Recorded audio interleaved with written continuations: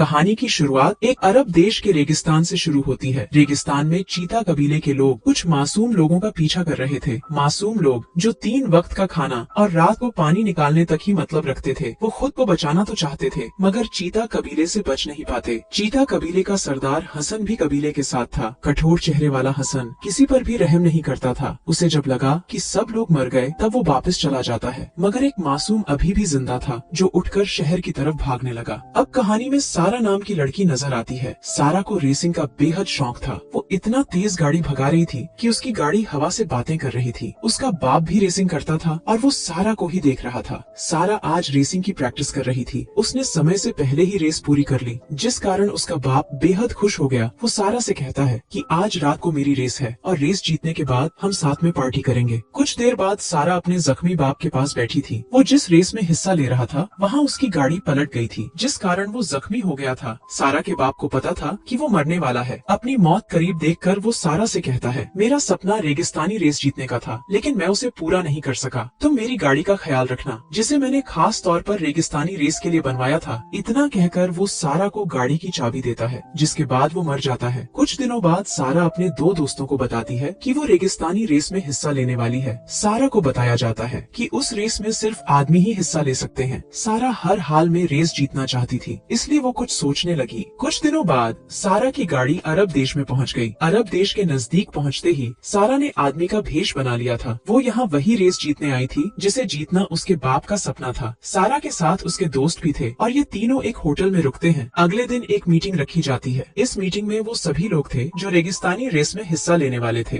देश का अफसर सभी को बताता है कि रेस 10 दिन चलेगी। इसके साथ ही वो सभी को ये भी बताता है कि रेगिस्तान में 2 खतरनाक कबीले भी हैं, इसलिए सभी को उनसे बचकर रहना पड़ेगा। सारा भी मीटिंग में थी और वो भी अफसर की बातें सुन रही थी। अगले ही दिन रेस की तैयारी शुरू हो गई। सभी की गाड़ी में जरूरी सामान था ताकि उन्हें 10 दिनों तक कोई परेशानी ना हो। इस लंबी रेस को जीतने के लिए कई विदेशी भी आ चुके थे। रेगिस्तानी रेस को जीतना मुश्किल था, लेकिन फिर भी हर कोई उसे जीतना चाहता था। थोड़ी ही देर बाद रेस शुरू हो गई और देखते ही देखते सारा सबसे आगे निकल गई। वो खुशी खुशी में अपना भेष उतार देती है, क्योंकि उसे पूरा यकीन था कि वो ही रेस जीतेगी। सारा इतनी तेज गाड़ी चला रही थी कि वो सबसे काफी दूर निकल आई थी। कुछ देर बाद सारा के पीछे एक कबीला लग जाता है। इस कबीले का नाम बादशाह कबीला था और ये लोग सारा को घेर लेते हैं। सारा के दोस्त भी उसके साथ थे और वो भी काफी डर गए थे। जल्दी ही कबीले का एक आदमी सारा के पास आकर कहता है, मेरा नाम वसीम है और मैं तुम्हें अपनी दासी बनाकर रखूंगा। उसकी बात सुनकर सारा भागने की कोशिश करती है, लेकिन वसीम जल्दी ही उसे पकड़ लेता है। कुछ देर बाद वसीम सारा को लेकर अपने कबीले में पहुंच गया था। कबीले की लड़कियां सारा को देखकर हैरान थीं, क्योंकि उन्होंने पहली बार गोरी लड़की को देखा था। कबीले वाले सारा की गाड़ी और उसके दोस्तों को भी कबीले में ले आए थे। सारा को वसीम के टेंट में रखा गया और वसीम उसके पास आकर उसके साथ छेड़छाड़ करने लगा। वो साला उसकी गुफा लूटना चाहता था, लेकिन सारा टेंट में आग लगा देती है। आग देखकर कबीले में भाग दौड़ मच गई, जिसका फायदा उठाकर सारा भाग जाती है। सुबह होते होते सारा रेगिस्तान के बीचों बीच थी। वो रेगिस्तान की गर्मी को ज्यादा देर तक बर्दाश्त नहीं कर पाती, जिस कारण वो बेहोश हो जाती है। कुछ देर बाद उसके पास एक घोड़सवार आता है। ये घोड़सवार बादशाह कबीले का सरदार था और इसका नाम मूसा था। घोड़े की आवाज सुनकर सारा को होश आ गया। वो जब अपने आसपास देखती है तो उसे काफी लोग नजर आते हैं। सारा को ढूंढते ढूंढते पूरा कबीला यहाँ आ गया था। वसीम सारा को पकड़कर उसे पीटने लगा। मूसा उसे रोकने की कोशिश करता है, लेकिन वसीम उससे कहता है, ये मेरी दासी है। कबीले के कानून मुताबिक इस पर मेरा हक है। कबीले का सरदार मूसा जरूर था, लेकिन वसीम उसका चाचा था और कबीले में ज्यादातर उसी की चलती थी। दूसरी तरफ चीता कबीले का सरदार हसन एक गाड़ी देखकर बेहद खुश था।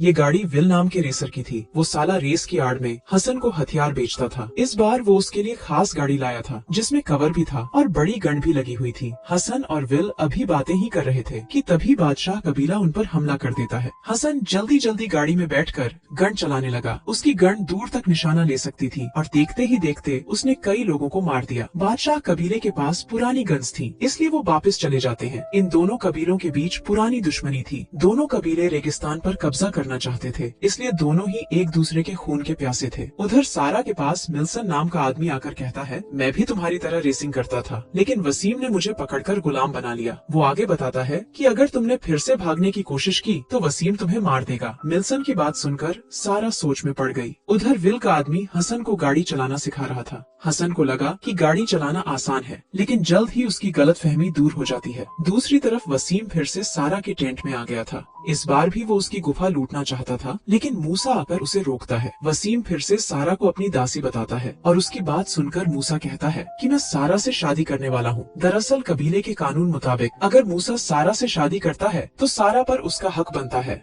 वसीम मूसा को समझाने की कोशिश करता है कि तुम्हें सारा से शादी नहीं करनी चाहिए, लेकिन मूसा उसकी बात नहीं सुनता। उधर रेस अभी भी जारी थी। रेस में भाग लेने वाले लगातार आगे बढ़ रहे थे। रात होते होते सारा को दुल्हन बना लिया गया। आज सरदार की शादी होने वाली थी, इसलिए पूरा कबीला जश्न मना रहा था। जल्दी ही मूसा की शादी सारा से हो जाती है, जिसके बाद दोनों एक कमरे में आते हैं। मूसा सारा को सब बताता है कि मैंने जानबूझकर तुमसे शादी की ताकि तुम्हें वसीम से बचा सकूं। सारा को मूसा की बात अच्छी लगी, जिस कारण वो मूसा से प्यार करने लगती है। अगले दिन सारा जल्दी जल्दी उठती है। कबीले वाले अभी भी सो रहे थे, क्योंकि वो पूरी रात जश्न मना रहे थे। सारा जल्दी जल्दी अपनी गाड़ी में बैठकर कबीले से भाग जाती है। थोड़ी देर बाद चीता कबीले वाले सारा को देख लेते हैं, जिसके बाद वो उसे पकड़ लेते हैं। कुछ देर बाद बादशाह कबीले को भी पता चल गया कि सारा चीता कबीले के कब्जे में है। पूरा कबीला जल्दी जल्दी सारा की तरफ बढ़ने लगा ताकि चीता कबीले को खत्म कर सारा को वापस ला सके। दूसरी तरफ हसन सारा की गुफा लूटने वाला था। इसी बीच उसे गोलियों की आवाज सुनाई देती है। वो समझ गया था कि उसके कबीले पर हमला हुआ है। चीता कबीले पर हमला बादशाह कबीले के लोगों ने किया था। सारा को जल्दी जल्दी एक खास जेल में बंद किया जाता है। इस जेल में भूखे चीते भी थे, जो किसी भी वक्त सारा को खा सकते थे। बाहर लगातार गोलियां चल रही थीं और दोनों तरफ के लोगों की जानें जा रही थीं। उधर सारा की जान भी खतरे में थी। भूखे चीते उस तक पहुंचने की कोशिश कर रहे थे, लेकिन इसी बीच मूसा जेल के ऊपर आ जाता है। जेल के ऊपरी हिस्से में एक गड्ढा था। मूसा जल्दी जल्दी एक रस्सी नीचे फेंकता है और उसी की मदद से सारा के पास आता है। वो अब जल्दी जल्दी सारा को बाहर निकालने लगा। उसे रोकने की कोशिश भी की जाती है, मगर मूसा सबको मार देता है। वो दोनों जब बाहर आते हैं तो हसन की गोली से वसीम जख्मी हो जाता है। वो मरते मरते मूसा से कहता है कि तुम सारा का ख्याल रखना और इसके सारे सपने पूरे करना। मूसा से बात करते समय ही वो दम तोड़ देता है। मूसा को पता था कि सारा का सपना रेस जीतना है, इसलिए वो उसे रेस में हिस्सा लेने को कहता है। मूसा की बात मानकर सारा फिर से रेस में अपनी गाड़ी दौड़ाने लगी। यहाँ से रेस थोड़ी ही बची थी, इसलिए सारा को जीतने की पूरी उम्मीद थी।